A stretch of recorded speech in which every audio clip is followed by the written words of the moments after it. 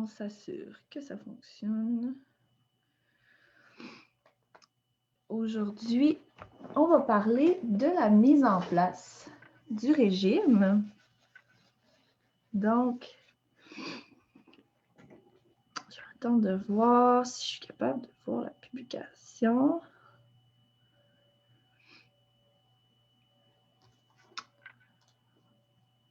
Donc, dites-moi coucou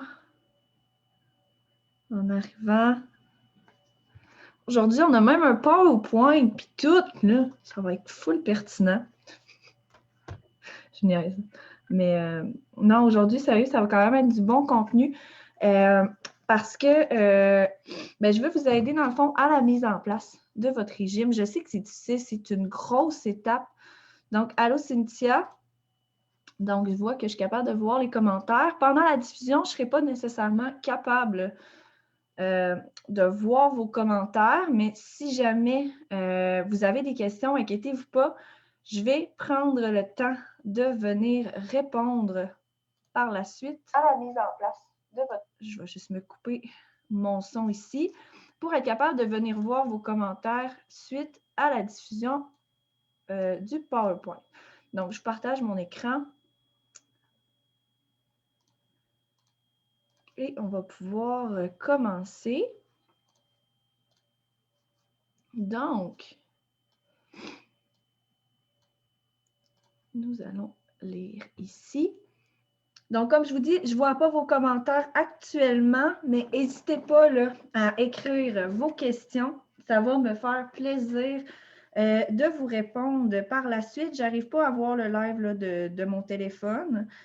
Je vais essayer de voir ici. Je suis capable de voir les commentaires, mais pas en temps réel. Donc, je vais rafraîchir une fois de temps en temps là, sur mon téléphone pour être capable de voir si jamais vous avez des questions. Donc, débuter son régime d'éviction sans stress, c'est possible. Je ne vous dis pas que c'est facile. Là. Puis jamais je vais être de celles qui vont vous dire que c'est facile un régime d'éviction. Honnêtement, celles qui vous disent que c'est facile l'ont probablement jamais fait. Donc, le régime, c'est compliqué, c'est très demandant, mais c'est facile à mettre en place sans stress quand on a les bonnes informations et qu'on sait comment procéder. C'est sûr que si on n'a aucune idée de ce qu'il faut qu'on fasse, on a probablement plus de chances d'être stressé par rapport à la mise en place de notre régime. Donc, je reprends le temps de me présenter brièvement. Donc, moi, je suis maman de ces 3 beaux trésors-là. Donc, Tommy, qui n'est pas chronique. Donc, ça a été vraiment difficile. Là. On a eu un diagnostic tardif autour de ces 3 ans. Et ça a vraiment été très, très long de le stabiliser. Lucas, maintenant, a 4 ans. Lui et sa sœur n'ont que des allergies retardées, donc des intolérances alimentaires. Lucas a des allergies aussi IgE aux médicaments, donc il a réagi là, quand même de façon importante aux antibiotiques. Talia a maintenant 29 mois, donc petite tannante qui a elle aussi plusieurs allergies. Moi aussi, qui a plusieurs allergies. Donc, je suis comme toujours un peu, j'ai toujours un peu nagé dans cet univers-là, mais c'est vraiment avec mon garçon Tommy, dans le fond, que j'ai plongé là, vraiment très profondément dans cet univers-là. Parce que, justement, là, mon garçon a été instable pendant plusieurs années. Ça a été très difficile de se faire prendre au sérieux. Donc, on m'envoyait consulter en nutrition quand il y avait quelques mois. Puis la seule fois qu'on me disait, c'est ouais, mais donnez-y du lait, là, puis c'est pas grave s'il régurgite, là. Ça fait partie de la vie, c'est un bébé. Donc, ça a été vraiment très, très, très difficile de nous faire prendre au sérieux puis d'avoir des solutions, dans le fond, pour l'aider. Il a fallu que je me forme un peu sur le tas. Mais à travers tout ça, dans le fond, j'ai réussi à accompagner aussi des mamans qui vivaient ce même enfer-là avec leurs enfants. Puis ça m'a permis là, justement de me découvrir, dans le fond, la vocation que j'ai maintenant, qui est de vous aider, vous aussi. Donc, le régime étape par étape. Donc, la première étape, c'est le déni.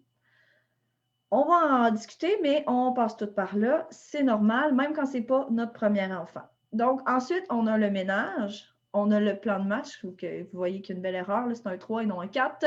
On a le départ et ensuite, on a le fait d'avoir des attentes réalistes. Donc, décortiquons tout ça ensemble.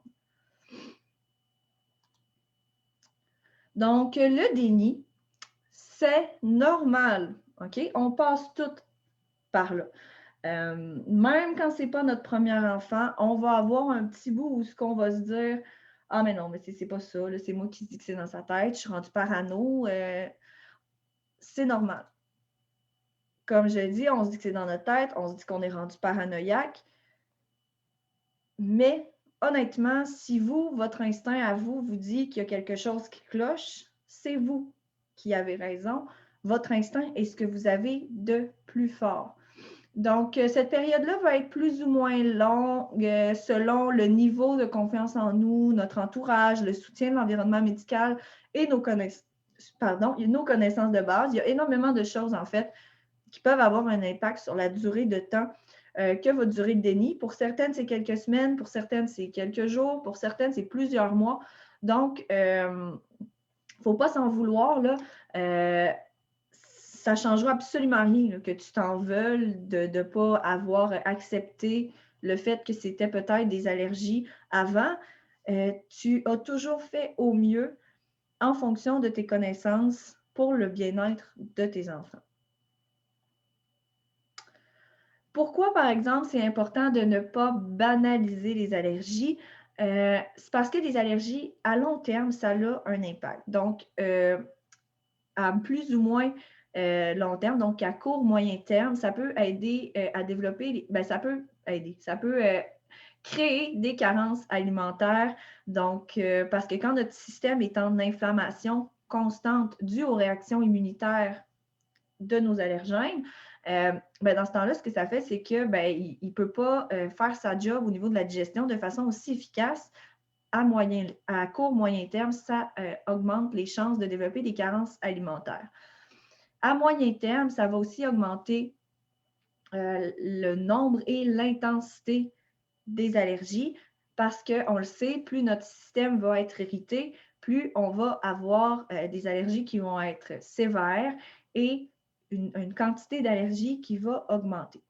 Ça augmente aussi les enfants qui vont être asthmatiques, ça peut augmenter leur asthme, ça peut créer, faire apparaître de l'asthme aussi chez des enfants qui n'en avaient pas.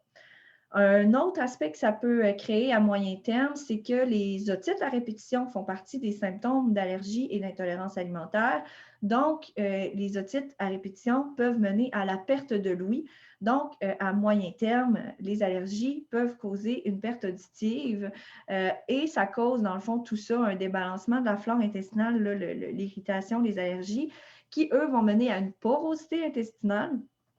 Et une fois que la porosité intestinale est rendue sévère, là arrivent les maladies auto-immunes et les troubles métaboliques. Ça sont des facteurs qui sont à très long terme.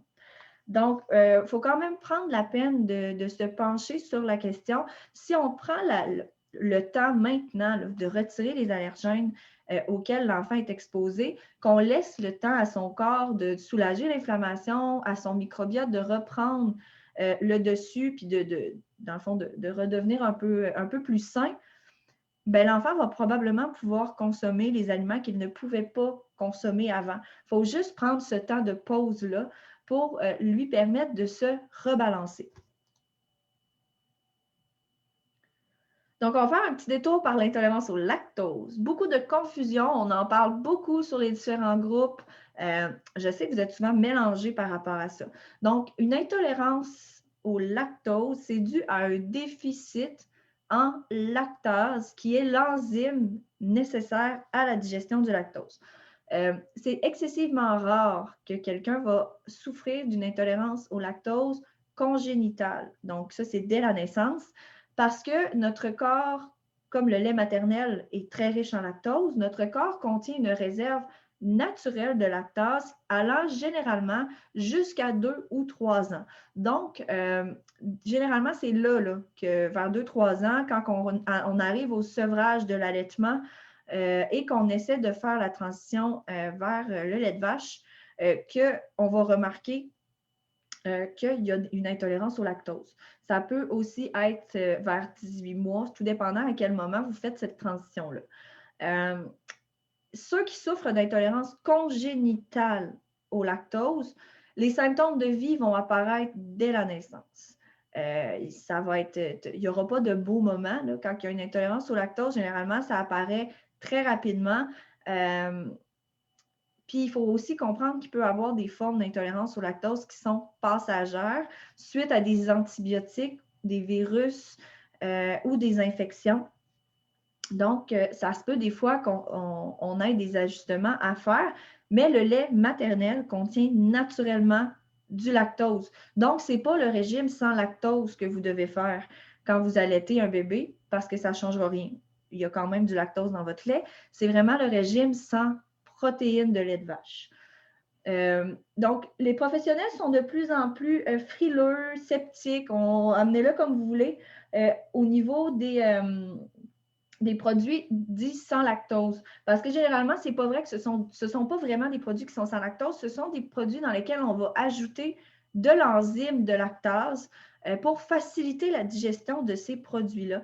Mais par exemple, ça ne veut pas dire qu'il n'y a pas de lactose dedans, ça veut juste dire que la quantité est réduite, ce qui fait que certaines personnes qui sont intolérantes au lactose de façon plus légère vont les tolérer, mais ce n'est pas pour tout le monde, donc soyez prudents. On arrive à l'étape 2, donc le ménage. Ça, c'est comme la plus grosse étape. Il faut vraiment, vraiment, vraiment que vous preniez le temps de le faire. Puis je suis chiante avec ça, mais si vous n'avez pas des bonnes bases, les filles, vous allez rouler dans le beurre. Vous allez couper des aliments sans nécessairement qu'il y ait raison parce que vous vous contaminez. Tout simplement parce que vous n'avez pas pris le temps de faire le ménage comme il faut. Donc, on fait le garde-manger, le frigo et le congélateur, évidemment. OK? Ça, c'est comme de base. Mais on fait aussi tout ce qui est produits d'hygiène personnelle. Crème pour le corps, savon pour la douche, shampoing, pâte à dents, déodorant. Parce que tout ça aussi, ça contient des allergènes. Demain, vous allez avoir la formation avec Véronique qui vous explique un peu le pourquoi c'est vraiment important de faire attention aux produits d'hygiène personnelle. Mais si jamais vous n'avez pas fait cette étape-là encore, faites-le. C'est hyper important parce que sinon, vous allez couper peut-être d'autres allergènes, d'autres aliments de votre alimentation, mais il n'y a pas raison de couper des aliments. Ce n'est pas ça qui cause problème. C'est tout simplement tous les petites erreurs cumulées au niveau de ce qu'on a oublié de regarder parce que oui, il y a des allergènes même dans les produits d'hygiène personnelle. Les médicaments, les pilules contraceptives, les antidépresseurs, les médicaments pour le reflux, les vitamines, même pour bébé, les suppléments, il faut tout regarder. Parce que la majorité d'entre eux contiennent des allergènes. Donc, si jamais vous n'êtes pas sûr, vous avez des doutes, il y a les groupes pour ça. Allez faire un post sur nos communautés. Hey, je prends tel médicament, je prends telle affaire, j'ai besoin de savoir, est-ce que vous savez s'il y a la présence d'allergènes à l'intérieur? Mettez-nous la photo des ingrédients, évidemment, parce qu'on ne peut pas vous aider si on n'a pas les ingrédients. Mais il faut vraiment prendre le temps de regarder partout. Donc, les médicaments, les suppléments, on l'a dit, les allergènes sont vraiment partout. Le plan de match, donc, c'est ça qui va garantir ton succès. Si c'est comme la base, puis après ça, c'est le plan de match. Ta base, si elle n'est pas solide, tu vas toujours t'effondrer, même si tu as un plan de match qui est solide. C'est pour ça que si tu prends 3-4 jours pour faire vraiment un ménage hyper complet, ça va toujours bien amener des résultats plus rapidement que si tu ne prends pas le temps de faire ton ménage puis tu continues de te contaminer à tous les 3 jours parce que tu fais des erreurs. Donc, on prend notre temps et on se construit un plan de match après avoir fait notre ménage. Dans notre plan de match, qu'est-ce qu'on veut? Bien, on veut des recettes. Donc, tu vas aller faire des recherches sur Pinterest, qui est vraiment, honnêtement, la meilleure place pour faire des recherches de recettes. Tu vas tout regrouper ensuite au même endroit. Donc, un cartable, un duotang, un cahier ligné, name it, je m'en fous. Le but, c'est que tu dois tout regrouper tes informations au même endroit. Si tu ne veux pas imprimer des recettes, parce que je sais que ça prend beaucoup de papier, bien, tu les notes dans un cahier. Le but, c'est d'avoir un genre de guide à toi pour être capable de tout consigner au même endroit. Il faut aussi être réaliste. Si tu n'as jamais cuisiné de ta sainte vie, commence pas à penser que tu vas être capable de faire 3 recettes différentes par jour en y prenant plaisir. Oh, et tu vas être capable de faire 3 recettes par jour. Mais tu vas finir ta journée, tu vas être complètement lessivé. Tu vas vouloir t'arracher les cheveux de sa tête, puis tu vas avoir passé une très mauvaise journée. Vas-y par la logique, OK? Si toi, tu n'as jamais cuisiné et que tu n'aimes pas vraiment ça, une recette par jour, c'est déjà très, très bien. Donc, on s'organise comment dans ce temps-là? Bien, on double, on triple, puis on quadruple nos portions pour être capable de se congeler des portions. Fait que, tu sais, il y a une journée, mettons, là, tu as fait du poulet à la marocaine, tu en as fait pour une armée, là. Ben, un, tu peux en congeler. Deux, tu vas pouvoir te réchauffer des plats de poulet à la marocaine pendant ta semaine.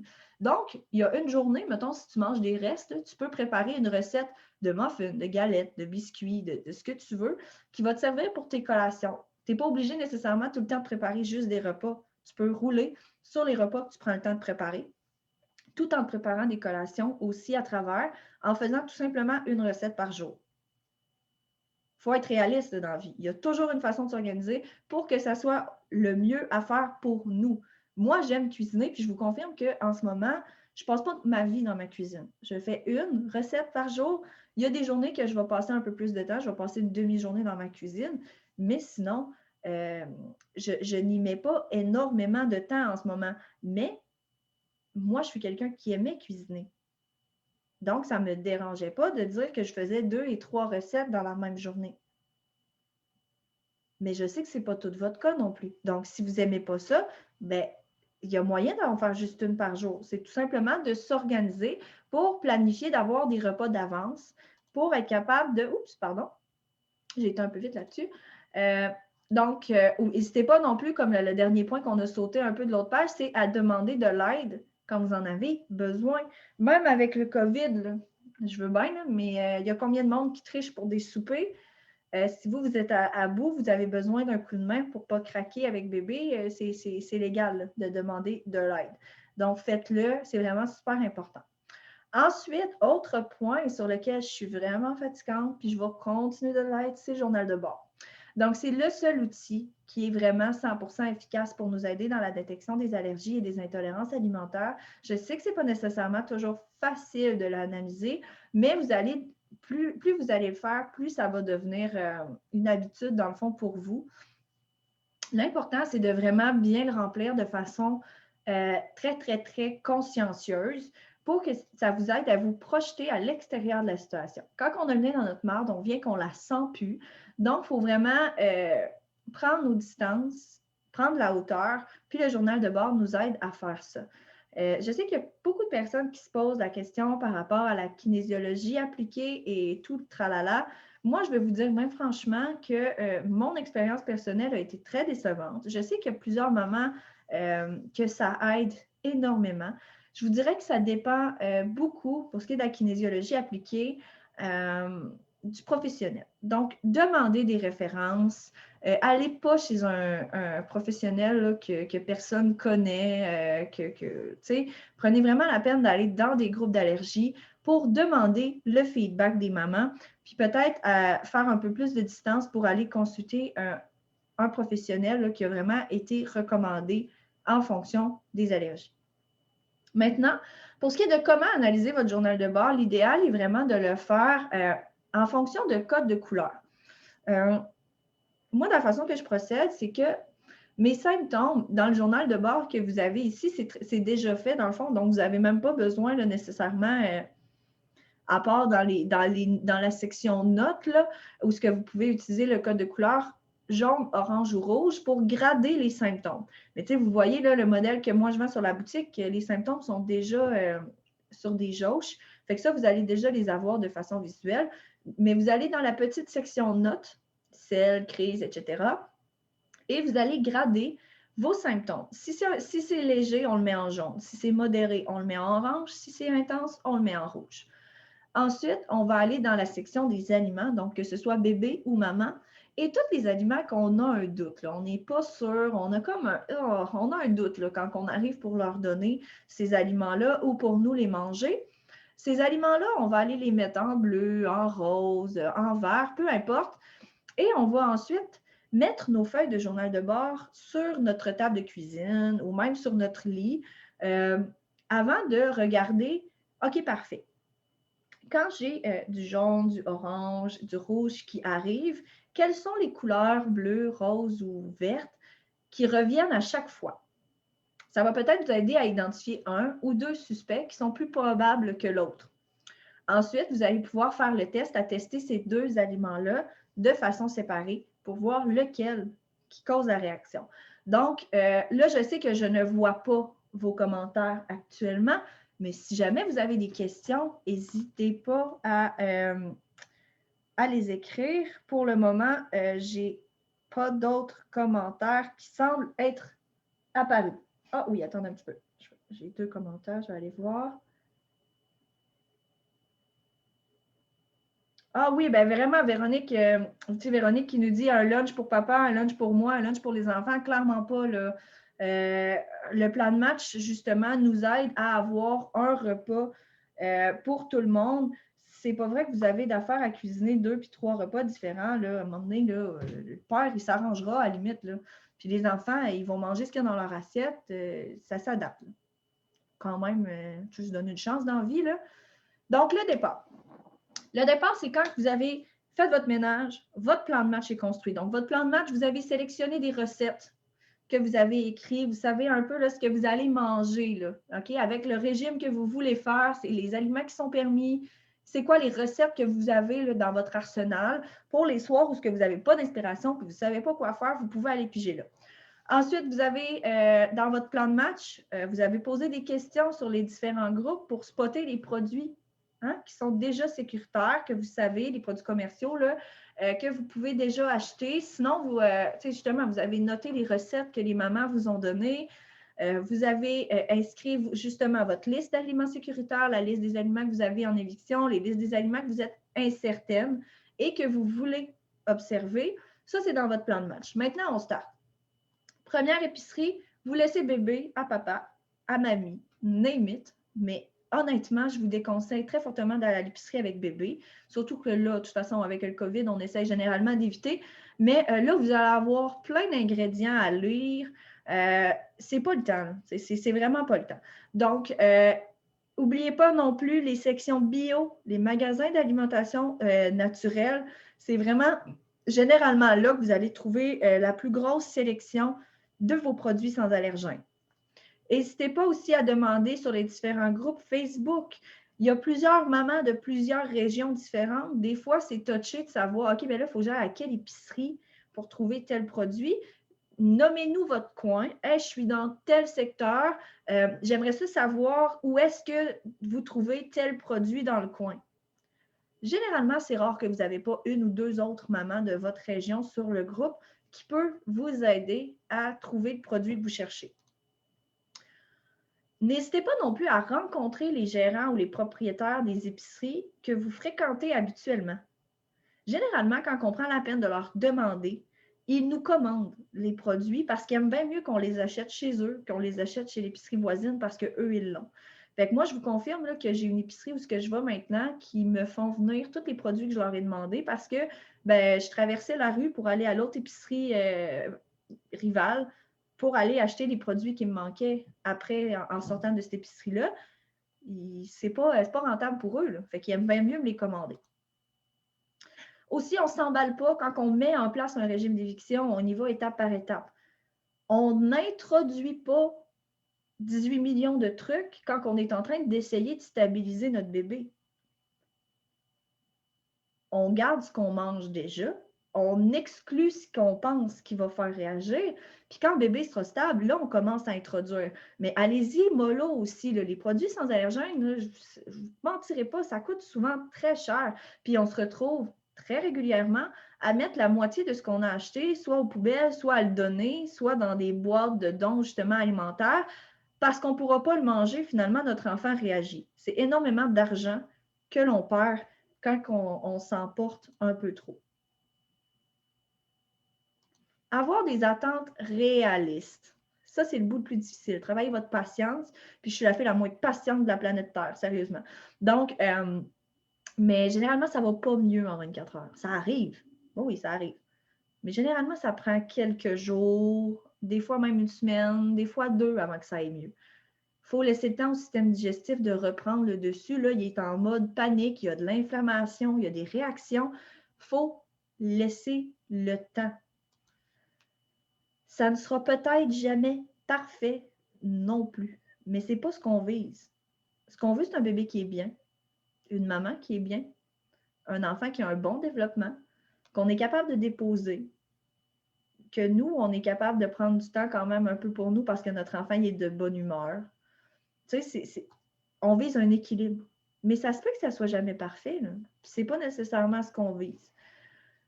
Ton feeling est meilleur que ton cerveau. Je vous l'ai dit tantôt, votre instinct est ce que vous avez de plus puissant, les filles. Est-ce qu'une guerrière laisse son arme la plus puissante à la maison avant de partir en guerre? Je pense pas. Dans la maternité, on se fait brainwasher dès le moment où on a un plus qui apparaît sur notre petit bâton, parce que là, tu as les cours prénataux, puis tu as les si, puis là, mamie va nous donner son opinion, puis la tante, puis la cousine, puis notre meilleure amie. On vient qu'on ne s'écoute plus, nous. Mais c'est nous les meilleurs pour nos enfants. Nos enfants nous ont choisis. Fait que arrêtez d'écouter tout le monde, puis écoutez-vous donc vous. Ensuite, si tu sens que tu as besoin d'un autre avis, parce que, je ne sais pas, tu es professionnel de la santé, te coopèrent pas, ils veulent pas investiguer un peu plus, tu as le droit de demander un autre avis. C'est un droit. Donc, tu peux aller consulter un autre médecin, tu peux aller dans ta clinique où est-ce que ton médecin de famille est déjà et demander à avoir l'avis de l'autre médecin. Généralement, les cliniques ont plus qu'un médecin. Donc, vous pouvez demander à avoir l'avis de l'autre médecin traitant de la clinique. Donc, vous avez le droit de vous faire entendre. On ne croit pas tout ce qu'on nous dit, les filles, puis c'est la même chose pour moi. En fait, c'est la même chose pour absolument tout. On peut-tu arrêter de croire tout ce qu'on lit, tout ce qu'on voit, puis réapprendre à nous poser des questions? Tu sais, avec les réseaux sociaux, avec l'Internet, on est comme vraiment, vraiment shooté d'informations en permanence. Donc, des fois, de réapprendre à nous poser des questions, à savoir qu'est-ce qui nous correspond. Parce que des opinions dans un sens ou dans un autre, il va toujours en avoir. Puis dans le milieu de la santé, là, des études qui appuient un point ou des études qui en appuient un autre, là, généralement, il y en a pas mal dans tous les domaines de la santé. Donc, qu'est-ce qui vous colle à vous, ce que vous avez envie pour vous et vos enfants? C'est un peu ça, dans le fond, qui est important. Le reste, là, ce que les autres pensent, ce que les autres vous disent ou on s'en fout un peu. Dans le fond, c'est vraiment de vous reconnecter à votre désir profond et de regarder ce que vous avez envie. Et aussi de ne pas mettre la santé de nos enfants entre les mains de quelqu'un d'autre. Je sais que les médecins sont supposés être là pour nous aider, sont formés pour ça, puis blablabla.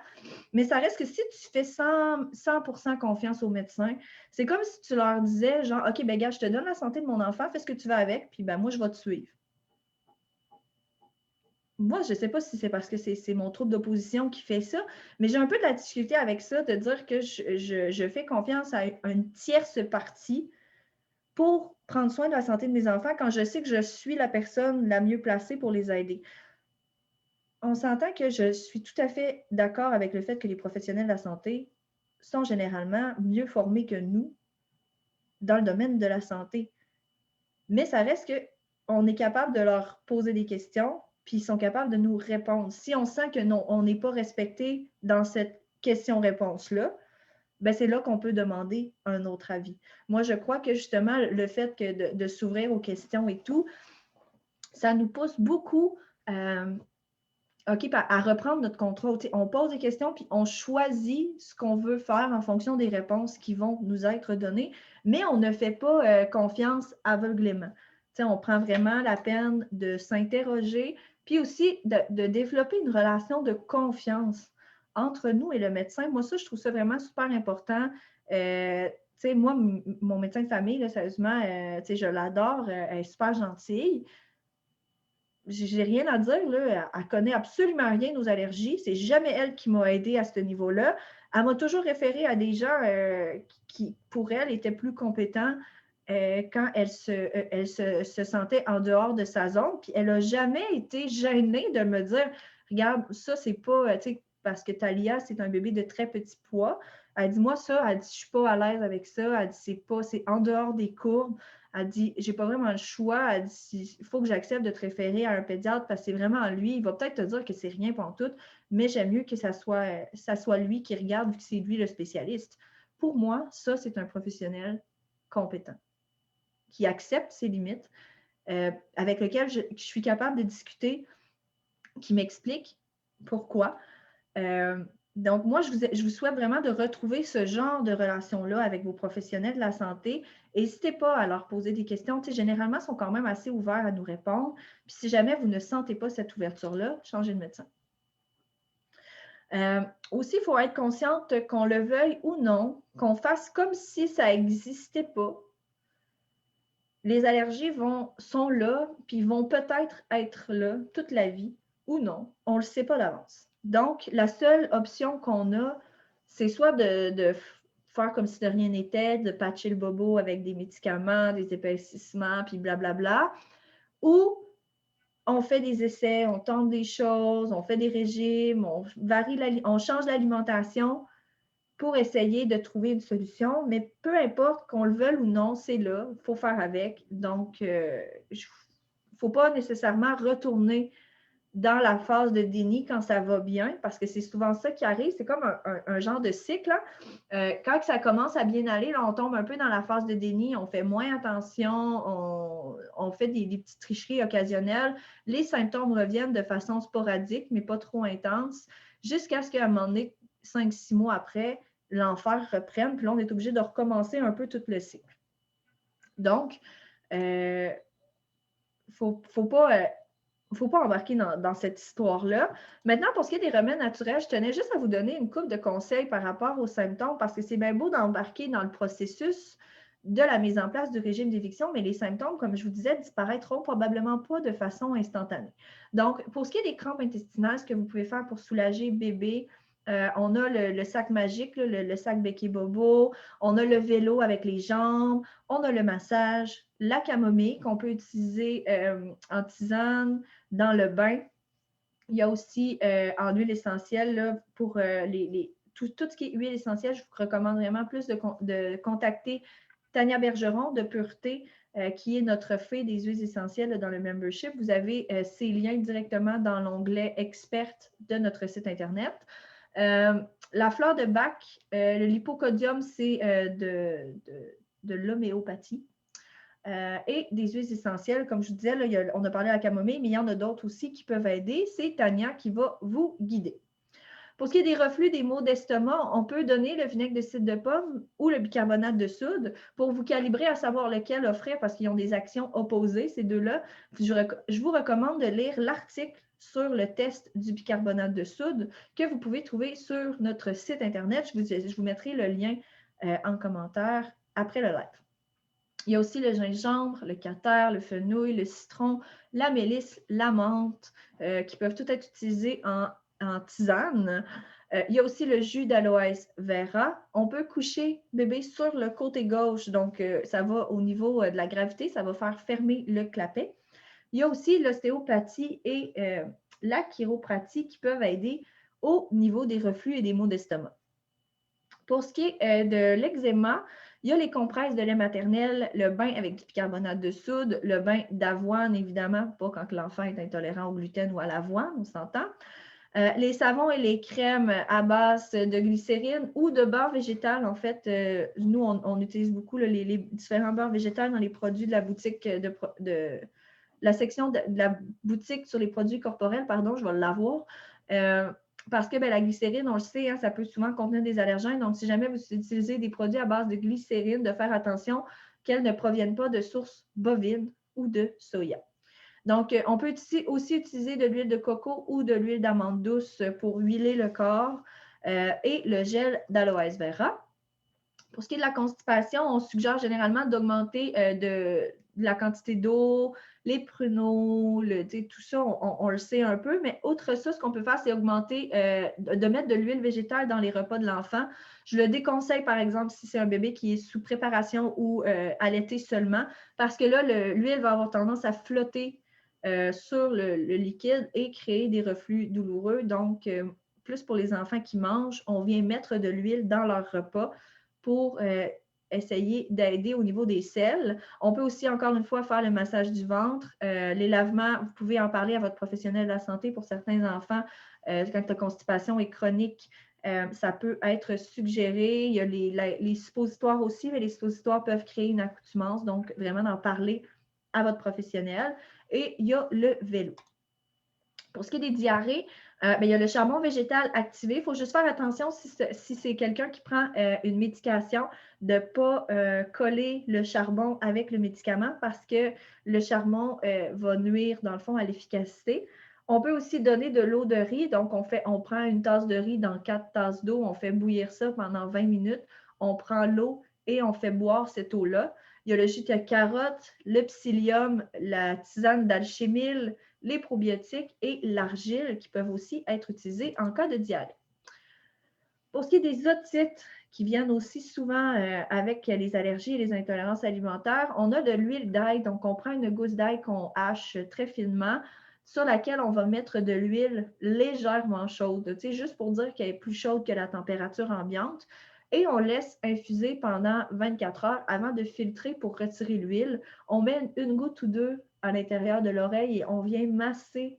C'est vraiment comme un doigt de chaque côté de l'oreille pour masser, puis on descend le long de la mâchoire en bas ici pour être capable d'aller aider. On peut tirer aussi sur l'oreille pour faire bouger le tube à l'intérieur et comme ça, faire descendre l'huile.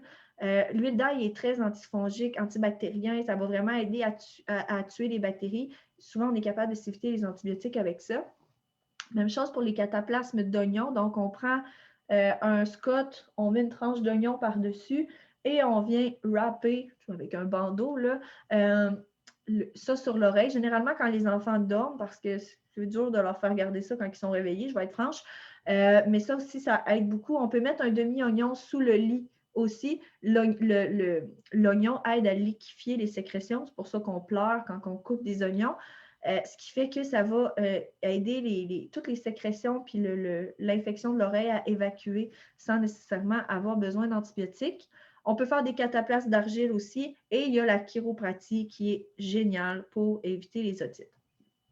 Maintenant, pour la toux et la congestion, il y a les douches vapeur. Donc, on s'enferme dans la salle de bain, on fait couler la douche à l'eau chaude, on remplit la salle de bain de vapeur, puis on va jouer dans la salle de bain pendant 15 minutes pour que l'enfant respire la vapeur. Si vous êtes à l'aise avec l'idée, il y a le clapping. Vous pouvez aller voir sur Google, vous allez trouver des vidéos ou des formations de plusieurs infirmières qui vous expliquent comment le faire de façon sécuritaire. Il y a les huiles essentielles et évidemment les douches nasales. Maintenant, pour ce qui est des sorties au restaurant, quand on met en place notre régime, souvent on a des questions là, par rapport au restaurant. Je ne vous mentirai pas, c'est très difficile d'aller au restaurant de façon 100% sécuritaire. Vous pouvez vous essayer, puis peut-être que ça va bien passer en fonction du coin où est-ce que vous êtes, du restaurant et tout, mais c'est un peu du pile ou face. Informez-vous tout de suite. Prenez la peine de vous informer en dehors des heures de rush, donc pas sur l'heure du souper, pas sur l'heure du dîner, s'il vous plaît.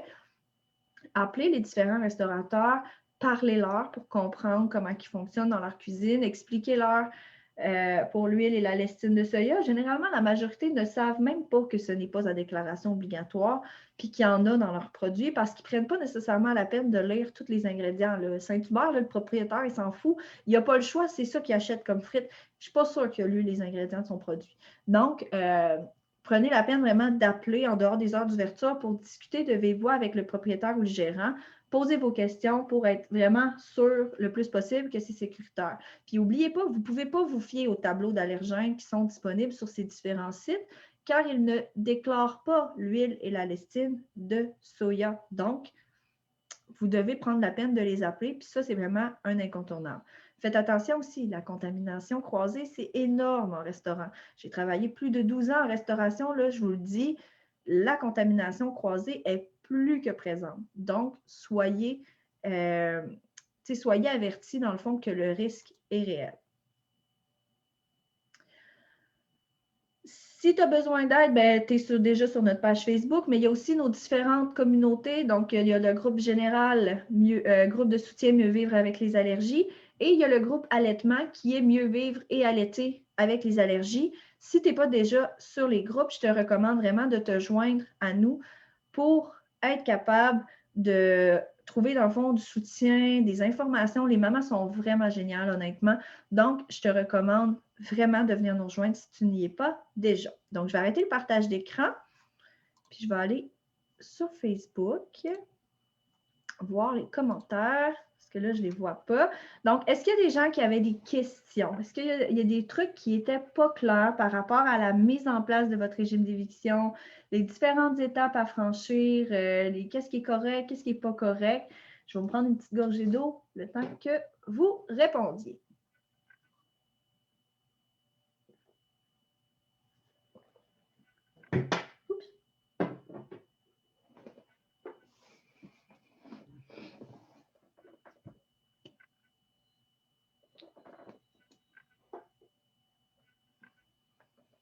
Je vous laisse encore un petit 30 secondes, voir si jamais vous avez des questions pour que vous soyez capable d'écrire tout cela. Il faut que je trouve une autre technique pour voir vos commentaires quand je fais des partages d'écran comme ça. C'est pas tant haut en ce moment. Il faut que je trouve une autre technique pour voir vos commentaires. Je m'entends d'où. Donc, l'huile d'ail dans le frigo, tu peux la conserver une bonne semaine. Même, honnêtement, j'ai déjà gardé ça un bon 2 semaines. C'est de l'huile puis de l'ail. Puis comme on enlève l'ail qui est à l'intérieur, il n'y a pas vraiment de problème à ce niveau-là. Moi, je la gardais au frigo, puis je la sortais là, une demi-heure avant. Souvent, je la mettais après le bain parce que il se mettait de l'eau souvent dans les oreilles là, dans le bain, fait que j'attendais. Je faisais sécher son oreille, là, je le laissais coucher sur le côté un petit peu pour faire sortir l'eau de son oreille. Après ça, j'allais mettre l'huile d'ail, je la faisais descendre bien comme il faut là, en massant. Puis après ça, ben, j'avais un petit coco qui sentait un peu la bruschetta, mais ça fonctionnait vraiment super bien. Puis nous, Lucas, avec ses réactions aux antibiotiques, ben, on essaie vraiment d'éviter. Généralement, avec l'huile d'ail, les cataplasmes d'oignon, les huiles essentielles, on réussit très bien maintenant à éviter. On n'en a pas eu cette année-là. Ça a super bien été, donc on est très content. Est-ce que ça répond à ta question, Véronique?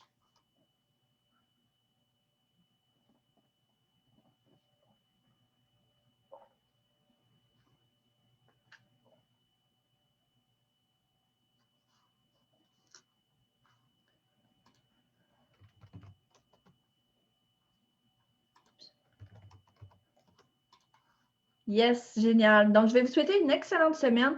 Ça va être une grosse semaine là, au niveau du contenu, justement, par rapport à la mise en place du régime d'éviction. J'ai vraiment essayé de bien vous décortiquer ça cette semaine parce que je trouve que c'est vraiment super important. C'est une étape qui est souvent difficile pour vous aussi. Je le comprends totalement. Donc, je vais essayer vraiment de vous guider un peu à travers tout ça cette semaine. Si jamais vous avez des questions, n'hésitez pas. Les groupes sont là pour ça aussi. Mais vous pouvez toujours aussi prendre votre 30 minutes gratuit avec moi. Le lien est dans la publication épinglée dans le haut de la page. Donc, vous pouvez prendre un 30 minutes gratuitement là, avec moi. C'est mon cadeau que je vous fais pour la Saint-Valentin pour le mois de février. Donc, n'hésitez pas, là, si vous avez vraiment besoin que je vous guide de façon peut-être un peu plus personnalisée là, en fonction de votre bébé parce que vous vous sentez un peu perdu, ben n'hésitez pas, ça va me faire vraiment hyper plaisir de vous aider. Donc, sur ça, je vous souhaite une excellente journée et on se revoit hyper bientôt. Je pense que c'est samedi prochain, là, on va faire une nouvelle capsule en cuisine avec Tommy et ensuite, on va se revoir là, lundi prochain pour la prochaine thématique. Bye tout le monde!